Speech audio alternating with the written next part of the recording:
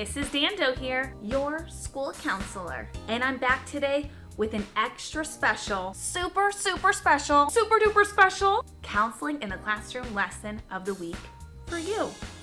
Okay, and I know every week I say it's super special, but like for real, this week it is extra special. And that's because this week is National School Counseling Week. Okay, that's enough. This is an extra special week for counselors because we get to remind you of all the ways that we can help you. We also like to use this week to help show you a little bit of what we do every day as a school counselor. Did you know that not all kids in every school have a school counselor? Crazy, I know, right? In fact, maybe you even came from a school that didn't have a school counselor. National School Counseling Week is all about the ways that school counselors can work with other educators to provide a safe place for all kids, and that includes you. So, what does a school counselor do? Well, it can be a little bit hard to explain. If I had like a TikTok page, maybe I would use this time to show you a day in the life of an elementary school counselor, but I don't. So I'll just kind of try to tell you what I do. A school counselor's day looks a little different every single day, especially in an elementary school. Sometimes we see kids one-on-one. That means just me and you. Cool. And we learn how to handle your big feelings, or how to get through a really hard time in your life, or how to solve a problem with a friend. Lots of different things. You got a big feeling, what are you gonna do about it? See your school counselor. Sometimes I see kids in a small group. Maybe you've been part of one of my small groups. And we work on stuff together, and how to be a better learner, a better friend, how to lead, how to be a good student, how to deal with anxiety, how to deal with anger, so many different things, right? And then lastly, sometimes I come and I teach in your classroom. It'd be my favorite thing to do. And we are all about teaching kids how to be better parts of their community. We listen and we care about kids. So you might be wondering, which kids does the school counselor help? All of you. Like literally every kid in this school is my student. All 400 and something of you. And I honestly couldn't be happier about that.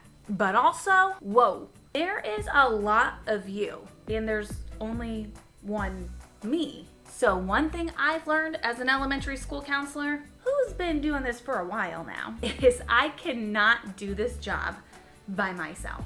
Nope, not a chance. School counselors don't work alone. There are a ton of other people who empower us to do our jobs. That's what makes us better together.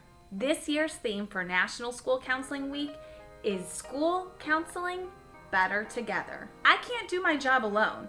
Like I said, there's one of me and a lot of you guys. Instead, I get to work alongside some really great people here at Ridgeview, here in Dunlap, in our community, and even in the world. We work with principals, assistant principals, school social workers, school psychologists, teachers. Yeah, your teacher. They're pretty awesome. Classroom aides, parents and grown-ups that you live with. They're a pretty important piece. Community members, other counselors. You remember those other counselors you've maybe seen in my lessons before? And most importantly, students. You guys. That's right, you. And you are what makes our job so amazing. And as a school counselor, my number one job is to advocate for you. What? Advocate. That just means I'm here for you. I'll stick up for you.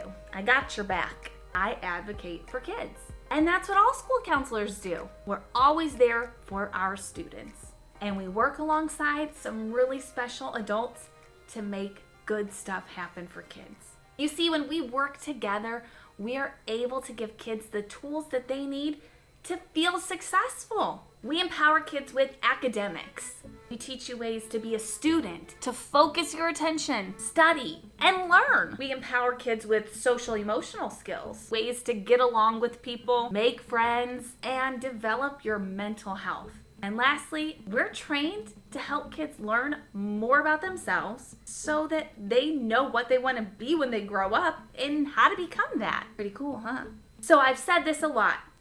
School counselors work better when we work together, when we work with other adults here at school or in our community to help kids out. But did you know that the same is true for even you? Even for kids. When kids work together, there is power. Not like superpowers. When you are united with one another, great things can happen. But in order to do that, you first have to know how to cooperate. Cooperation simply means working together and helping others. Sounds pretty easy, but let's be real. It isn't always so easy. A lot of times, when we have to work with others, we have different ideas, different opinions, different ways that we want to do stuff, and we all want to get something done, but in a different way. But when kids learn how to cooperate, they can literally change the world. I'm serious. But you can't change the world on your own. We've got to learn how to work with others, how to cooperate. And you're in luck because school counselors, we know a lot about cooperation. But I just want to do it myself. I want to do it my way. Nope. That's not always going to work, is it? There are always going to be times that you have to work with other people. So as part of National School Counseling Week, I want to teach you just that. How do you cooperate? So if you want to be a cooperative kid, tip number 1, listen. And I don't mean just be quiet and let the other person talk, even though that is very important. I mean truly, truly listen, with your heart and your brain. Have you ever heard somebody tell you to listen with your heart and your brain? You see, when we listen with our heart, we're paying attention to how the other person feels. So you're going to look for clues on that person's body to know how they're feeling. Are they super happy? Wow! And excited about their idea? Are they kind of shaking and nervous to share their idea with you? Do they seem really frustrated that nobody is listening to their idea? Try listening. When we listen with our heart, we hear things that the person might not be saying. They might be showing us. And then we also got to listen with our brain or your mind. Meaning, when somebody's talking, I'm thinking about what they're saying. I'm not thinking about what I'm gonna say once they finally get done talking. I'm not thinking about pizza. It's raining pizza. I'm hungry. I'm thinking about the words that they're saying and really trying to understand what they're telling me. That's a lot different than just staring at somebody while they talk. The second thing you gotta do to be a cooperative kid, participate. Do your part.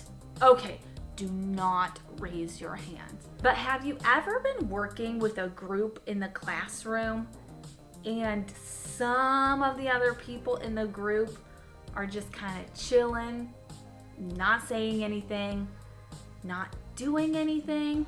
Don't raise your hand. It's kind of frustrating, right? If we want to be cooperative, we gotta all participate. All of the work should never be on one person.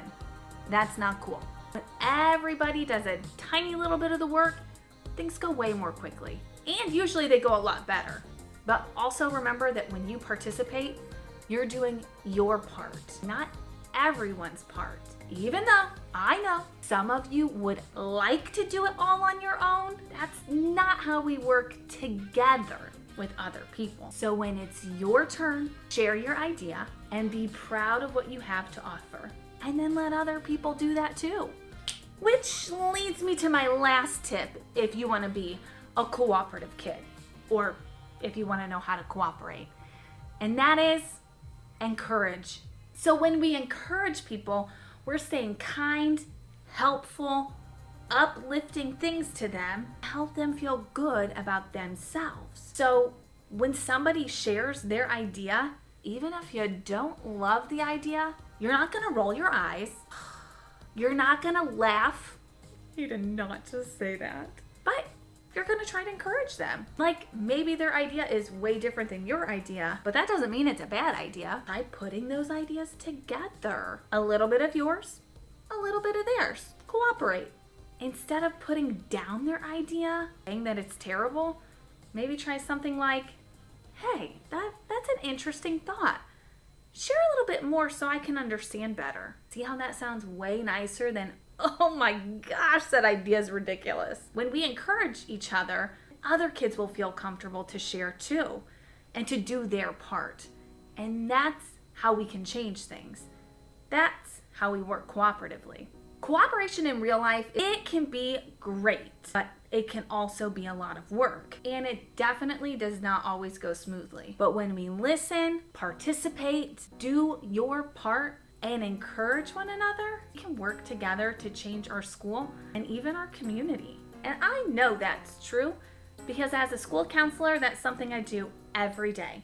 I cooperate and teamwork with other adults here at school, in our district, and even in our community. And guess what? We don't always have the same ideas on how to help kids, but we listen to each other. We put our ideas together. Sometimes I don't even have the best idea. That's okay. So you know what? That's what changes kids' lives. I've said it a couple times before, and I'll say it again, but we really are better together. As your school counselor, I am so thankful for all the other educators, people in our schools that I get to work with to make things awesome for you. Not only do these people help me, but they also trust me to help you. And I just want to end today's lesson by thanking you, the kids, students, my Ridgeview Foxes. Because honestly, you guys are the people that make my job so special. Tearing up, you guys. I'm here for you no matter what you need. We can work together, cooperate, and make this school a better place because we are better together. Thank you so much for celebrating National School Counseling Week with me. If you really want to help me celebrate, this Friday on February 11th, make sure to wear a tie-dye shirt because we're better together. We're all tied together. So wear your tie-dye. Well, that's all the time I'm going to take today. And as always, remember, at Ridgeview, you belong, you matter, and you are worthy. Bye, Foxes.